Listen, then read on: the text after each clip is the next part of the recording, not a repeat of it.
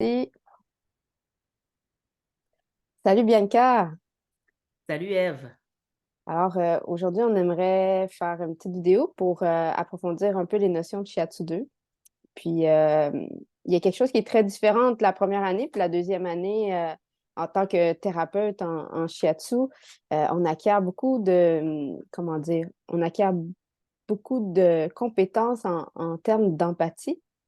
Mais je crois que quand on termine la première année, la différence entre la sympathie et l'empathie n'est pas complètement claire. Est-ce que tu peux nous éclairer par rapport à ça? Oui, ben, je crois que je peux vous éclairer. En fait, tu sais, c'est certain qu'en première année, je l'aborde, la Mhm. sympathie, l'empathie. Puis, tu sais, comme pour tout le reste, la deuxième année permet de développer une plus grande compréhension, pas compréhension intellectuelle, mais compréhension kinesthésique, je dirais, de la différence entre l'empathie et la sympathie. Donc, c'est sûr que Kinesthésique, tu veux dire par le corps? oui, c'est ça, exactement. Mm. Tu sais, dans le sens où pour moi, c'est pas de comprendre intellectuellement puis d'appliquer un modèle intellectuel, c'est de le comprendre dans le corps. Tu sais. Mhm. Là, je pourrais vous donner une petite explication intellectuelle là, de l'empathie versus la sympathie. C'est que dans le fond, en fait, en gros, c'est où est-ce que je mets mon focus quand j'interagis. Tu sais, quand je suis dans la Mhm. sympathie, habituellement, je mets mon focus sur moi, sur des histoires dont je me rappelle, de ma propre histoire qui font écho avec celle que la personne raconte. Dans la sympathie, je suis focusée sur mes sentiments à moi face à ce que l'autre me raconte, alors que dans l'empathie, ben, je mets plus le focus sur laisser l'espace à l'autre personne. Mhm. Donc, je laisse l'espace à l'autre et ben, ce que ça a comme, tu sais, autant l'une que l'autre sont bons. Tu sais, dernièrement, je racontais quelque chose à une amie et je pleurais, puis elle s'est mise à pleurer avec moi, puis il y a eu quelque chose de très touché en moi qu'elle pleure avec moi, mais elle n'a pas Mhm. pris l'espace, tu sais, elle a pleuré avec moi, mais elle n'a pas pris l'espace. Fait que c'est, tu sais, c'est-à-dire, faut pas dire non, plus jamais la sympathie. Des fois, je choisis consciemment la sympathie, des fois inconsciemment Mhm. la sympathie, mais les deux s'appliquent autant la sympathie que l'empathie. Mais en gros, la sympathie, ce que ça fait souvent, c'est que ça va amplifier la charge émotive. Donc, si Mhm. quelqu'un nous raconte quelque chose, puis qu'on dit, t'es pas sérieuse, il t'a pas fait ça, puis bon, etc., ça amplifie la charge de ce que la personne raconte. Alors que si on est dans une posture où on offre plus de l'empathie à la personne, bien, ça lui donne l'accueil et habituellement, ça va désamorcer la charge. Donc, c'est un peu ça, là, mon explication intellectuelle que je pourrais Mhm. dire. Jusqu'à maintenant, t'as-tu de... Ben, ça me fait penser, c'est bon, le sujet est un petit peu déplacé, mais euh, c'est comme quand on est, mettons, un décès, puis que la personne reçoit les condoléances, tout ça, puis que les gens arrivent, ah, je suis tellement désolée pour toi, puis tu sais, c'est comme si parfois ça met plus de poids sur la personne que ça en enlève, alors que cette personne-là vit tout autant un deuil que les personnes qui viennent la voir pour comme créer du lien, là. Tout à fait.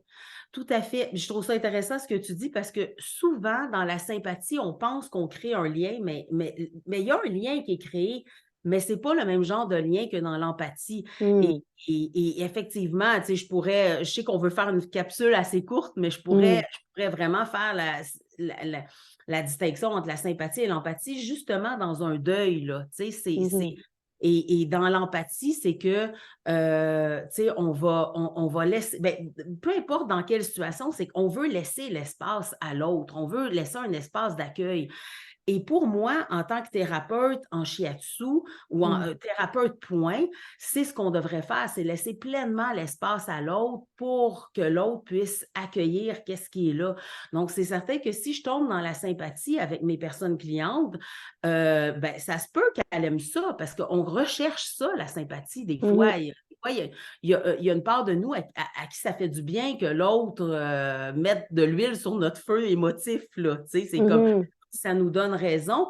Et en même temps, c'est pas ça qui calme, c'est pas ça qui nous amène dans un espace d'accueil de ce qui est là. Fait que pour moi, l'empathie, surtout en thérapie, tu sais, quand je parlais que mon ami a pleuré avec moi, ben c'est une amie, tu sais, puis je me le permets avec des amis, mais dans un contexte de relation thérapeute-personne-cliente, pour moi, c'est vraiment important de rester dans une posture d'empathie.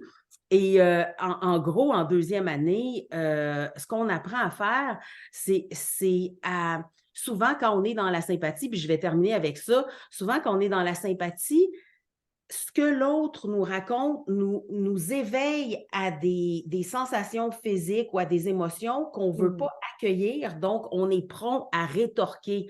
Par la sympathie, rétorquer, ce n'est pas une joute, c'est plus à dire « Ah, moi aussi, ouais, je te comprends donc, ouais, tu ne devrais pas faire ça. » C'est de la projection. Exactement. On se lance la balle. Exactement. Alors que quand on est dans l'empathie, puis c'est ça qu'on apprend beaucoup en deuxième année, c'est d'accueillir qu'est-ce qui est là dans mon corps. Je reviens à moi plutôt que de réagir. Fait que l'autre m'éveille.